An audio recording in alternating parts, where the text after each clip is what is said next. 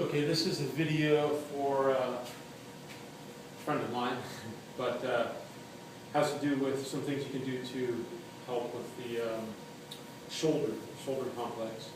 A couple of stretches. Now, I really advocate using the elastic bands, and I'll post some videos here in this blog post for some ones that I use that I think are critical for if you're doing push-ups, handstand push-ups, pull-ups. You need to take care of your shoulders. You need to move them and move with resistance in lots of different angles and directions instead of just one type of movement. The minute you go outside, you're going to run into problems unless you exercise that. Two things I do. One comes from a type of Cossack movement that I learned in Systema. And basically, it's both palms up, but one arm is rotated forward, the other one's rotating backwards. And then you switch, and switch, and switch. Now you can start integrating body motion into this. Turning your body, you can do slow and static, or with more mobility, more dynamic fashion like this. This is excellent for the shoulders.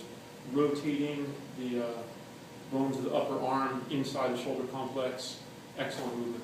Another called stretch that I use is basically putting the palm flat against the wall and then moving off.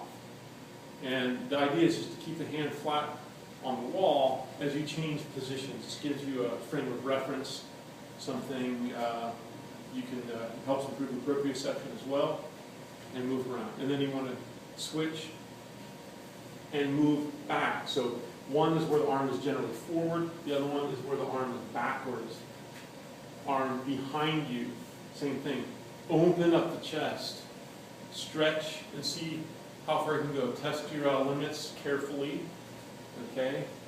And sometimes high, sometimes low.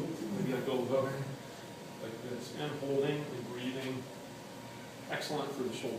Okay, so those two exercises plus some links that I will post in this blog post.